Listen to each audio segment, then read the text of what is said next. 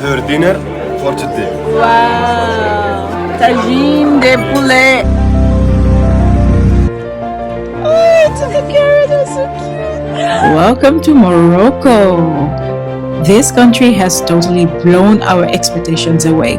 Besides its usual exciting and the chaotic medinas, great roads, and the occasional donkey, we are about to discover just how much more diverse Morocco actually is.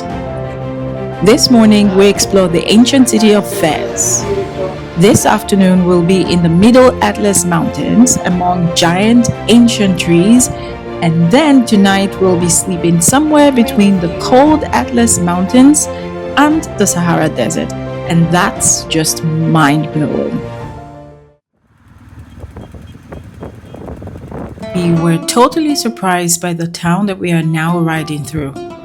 It's called Ifrane, and it wasn't a place we expected to see in Morocco. It felt like we were riding through a town in northern Germany because of the very European-style architecture and the general atmosphere with tree-lined streets and perfectly curated houses. Afterwards, we found that Ifrane is called the Little Switzerland of Africa, and it is a niche winter destination because this mountain region gets heavy snow and even has a ski resort.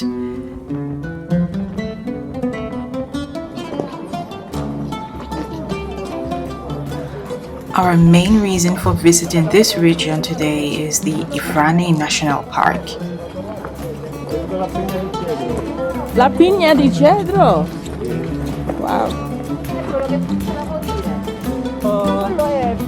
Sembra, però no, non lo è.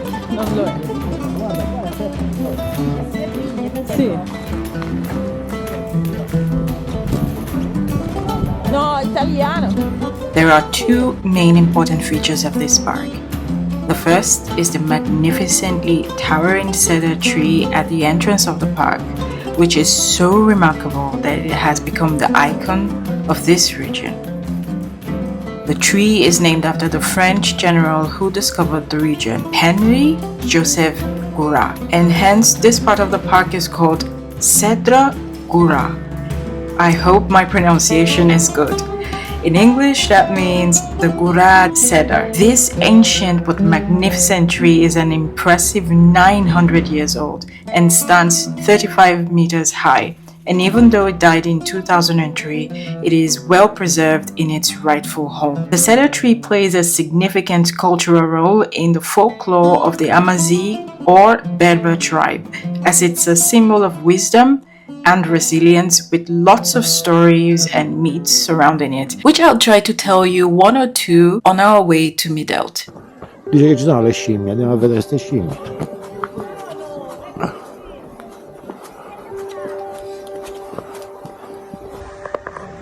So we are in the northern mountains of the Atlas Mountains of Morocco. To be honest, this isn't something that I expected. This isn't what I expected. It is so lush. Look at the trees. Look at how high they are, how tall they are. And unbelievably, for me as well, there are monkeys here. They are so cute. They're the cutest things that you ever see. This is really getting to be a more and more surprising trip. You know, there's so many different facets of North Africa that most people don't know about. When we think of Morocco, when we think of North Africa, we just think about, you know, the desert and the souks, you know, the emdinas, the medinas, the markets, incense. What else? Spices, you know, color. But no one thinks about green. People hardly ever imagine that there's so much green. And I don't know if it's just the time at the moment, if it's the season, because it's March. Oh no, it's the 1st of April. So perhaps that's why, but there aren't a lot of foreign tourists here. There's only local tourists around. So amazing, really spectacular. Hey babe. Sì, vieni.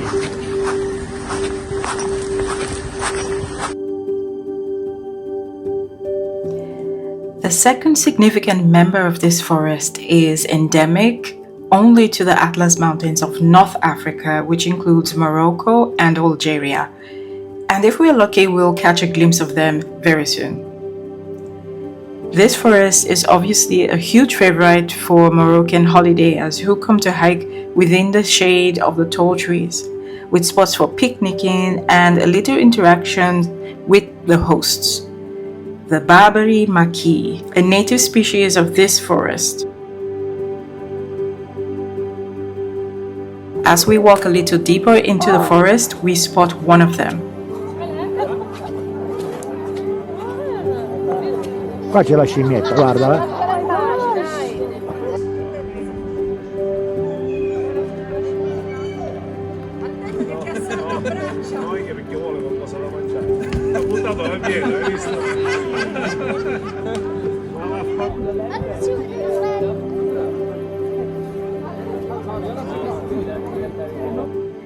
I always approach animals in the wild with caution because I don't want to startle them away, and also out of respect. I consider myself a visitor to their habitat and I'm always mindful of that.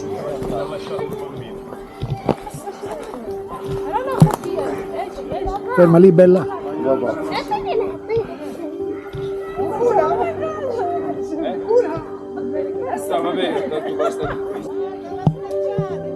I know it's a perfect photo opportunity, but I'd rather not touch any animals in the wild because I really don't know how they're gonna react, and honestly, I think they deserve more dignity than us just trying to take photos with them all of the time.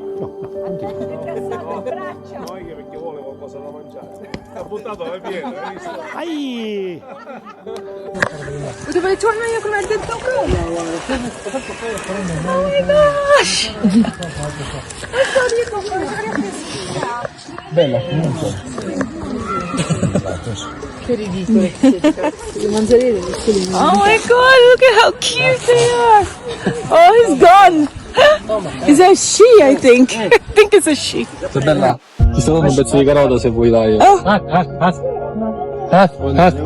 Vieni a pizza. Max. Hey, you want some carrot? Do you want some carrot? Carrot? It's busy eating the herbs. Must be vegetarian. But this is a carrot. Do you want carrot? The carrot.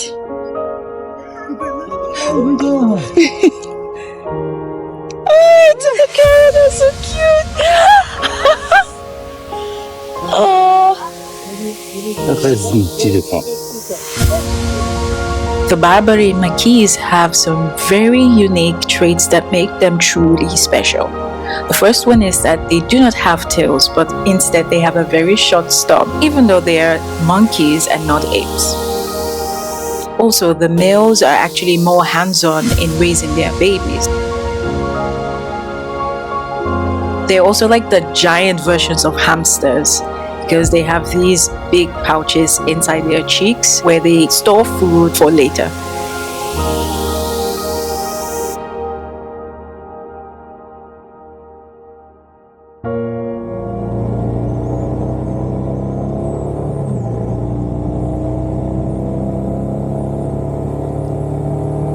It's finally time for us to leave this magical forest behind, as we have 125 kilometers ahead of us to get to Midelt.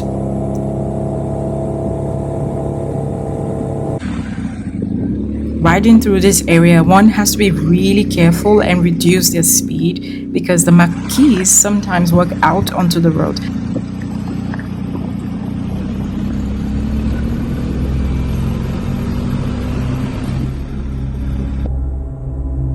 Leaving Ifrane and Cedre Gura feels almost unreal.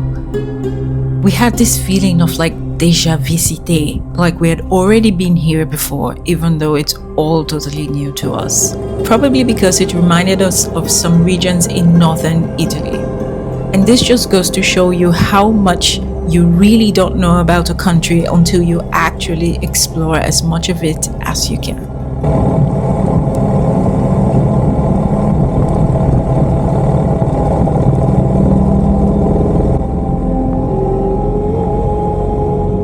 The air is cool, the streets are impossibly neat, and for a moment you forget you're in North Africa.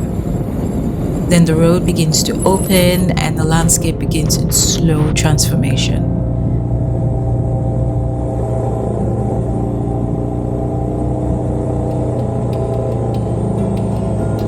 As the pine trees begin to thin out and the light grows harsher, the mountains start telling older and quieter stories.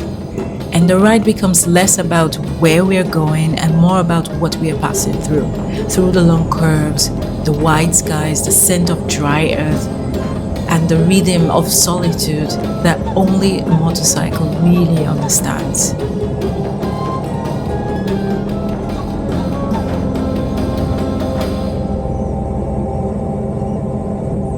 As we head deeper into the Middle Atlas Mountains, I couldn't help but wonder what kind of life the Amazigh people of this mountainous region had pre-colonial times. I'm always interested in local history and folklore, and what better way to learn about the land than through stories that have passed on from generations to generations.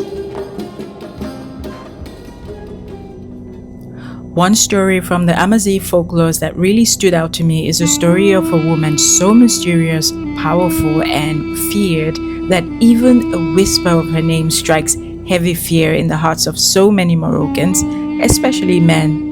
And that's the story of Aisha Kandisha.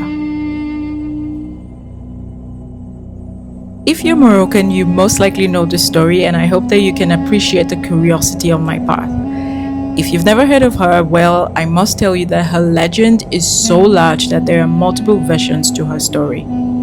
However, the one thing that's constant among all the stories about Aisha is that she was a very beautiful woman who later became a jinn or a supernatural entity like a spirit. So I'm now going to tell you the version of her story that I find the most intriguing.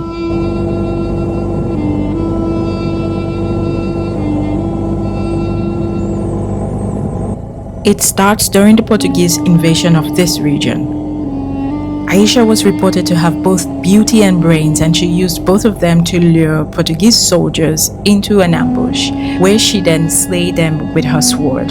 This contributed to the great victory of Morocco over the Portuguese, but after being defeated by a woman, the soldiers were filled with hatred and turned her story into that of an evil spirit who appeared as a beautiful woman to entice men to lose their minds and wander in despair for eternity.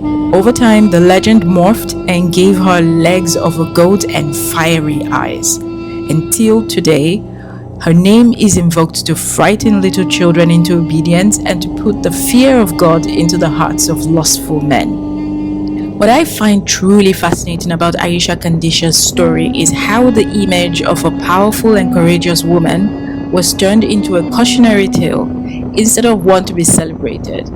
I'm not sure why that happened exactly, but if you do, please let me know.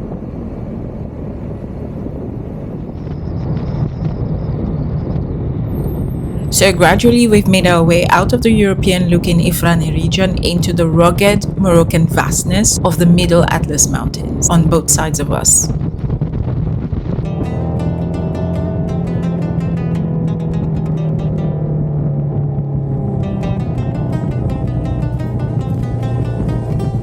This motorcycle ride was truly one of our top 5 rides across Morocco because of how breathtaking and panoramic the scenery is. And the view of the vast and immense Atlas Mountains ahead truly caught us by surprise. Now I think it's time to give you a moment to fully enjoy this part of the ride with us. And let us know what you think in the comments below.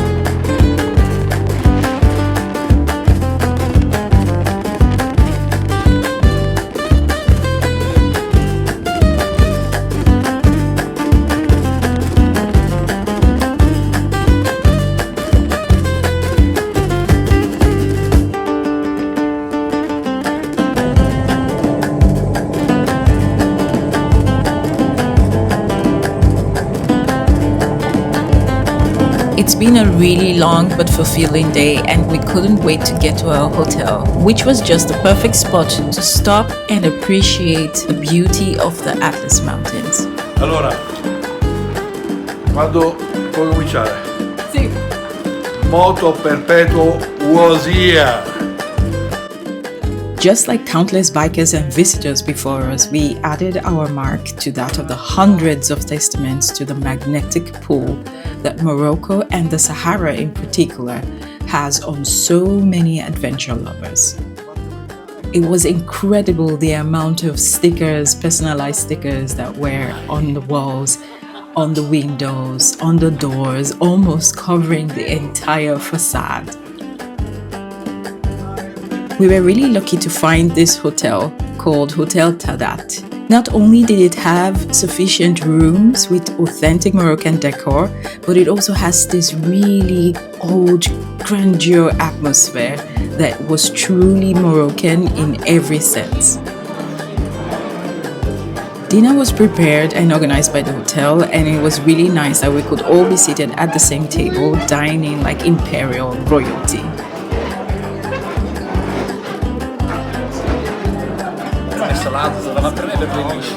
Riesci a condensare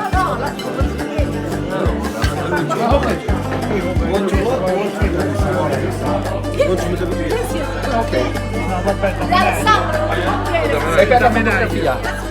No, non fa schifo. Guarda, se uno si dovrebbe alzare dai una cappuccina. Time to eat. We're having soup, vegetable soup. Lo chef che l'hanno messo,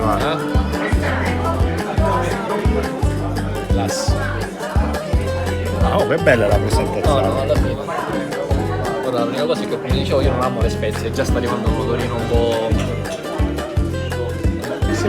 That's my dinner is coming. Your dinner for today. Wow, tagine de poulet. Thank you so much. Allora, Merci beaucoup. enjoy. Voilà, voilà.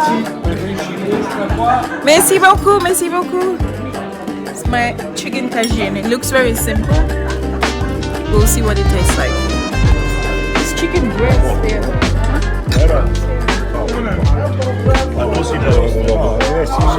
Since the Atlas Mountains experiences significant temperature drops at night, it was super cozy to have a fireplace to warm up and wind down after a long and tiring but adventurous day.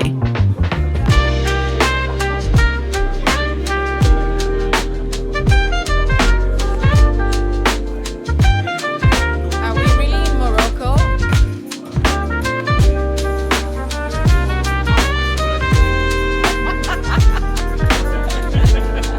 C'è qualcosa che non va, In the next video, we continue this thrilling Moroccan trip and head to Merzouga, passing through the rugged Zig Gorge, eating local, and glamping under desert stars. So see you in the next episode of this magical Moroccan trip. We hope that you enjoyed this video. If you did, please let us know. Take care guys and stay curious.